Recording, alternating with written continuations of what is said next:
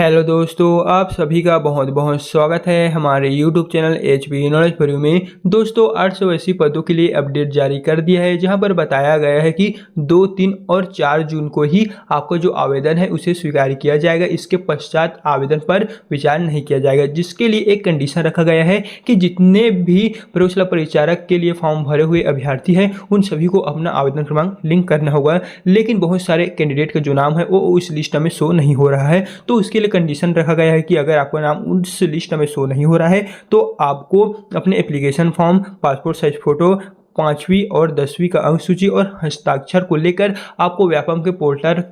पर लिंक करने के लिए या फिर उस पर आवेदन करने के लिए आपको अटल नगर नया रायपुर पहुंचना होगा। लेकिन दोस्तों बारी आती है कि हम अपने एप्लीकेशन फॉर्म को किस प्रकार से डाउनलोड करेंगे। तो आज की इस वीडियो में हम जानेंगे कि आप अपने एप्लीकेशन फॉर्म को किस प्रकार से डाउनलोड करेंगे और साथ ही डाउनलोड कर पाएंगे कि नहीं।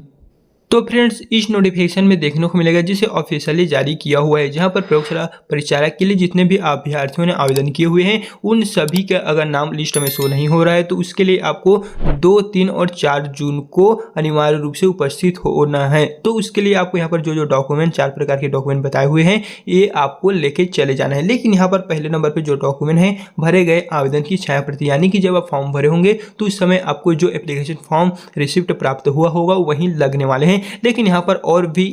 टिप्पणी में दिया हुआ है, आवेदन की छाया प्रति नहीं होने पर अभ्यावेदन स्वीकार नहीं किया जाएगा तथा निर्धारित तिथि के पश्चात आवेदन पर विचार नहीं किया जाएगा। यानी कि फ्रेंड्स यहाँ पर साफ साफ लिखा गया है कि अगर आपके पास जो आवेदन पत्र का प्रारूप नहीं होगा, आपने जब फॉर्म भरे होंगे तो प्रिंट वहां पर आपको दिया होगा, लेकिन उस दिए हुए फॉर्म को प्रिंट को लेकर बहुत दिन हो गए हैं, तो क्या सभी स्टूडेंट के पास होगा? नहीं, कुछ ही स्टूडेंट के पास मात्र होगा। लेकिन यहाँ पर साफ साफ लिखा गया है कि अगर आपके पास उस आवेदन की छाया प्रति नहीं होगा तो आप इसके लिए फॉर्म नहीं भर सकते हैं, आपका जो लिंक होगा वो विचार नहीं किया जाएगा।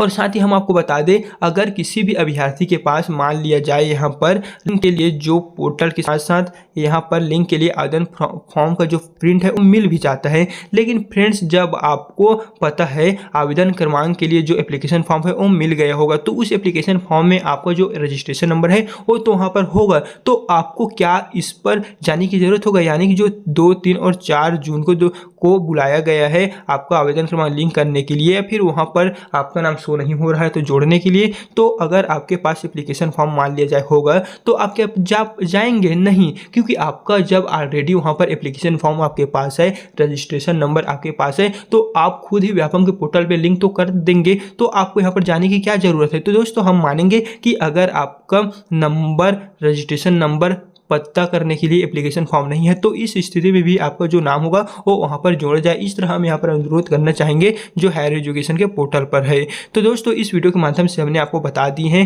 कि जो यहाँ पर अभ्यर्थी होंगे, अगर आपको पता नहीं होगा तो 2, 3 या 4 जून को आप यहाँ पर जा सकते हैं। कुछ डॉक्यूमेंट लिया गया है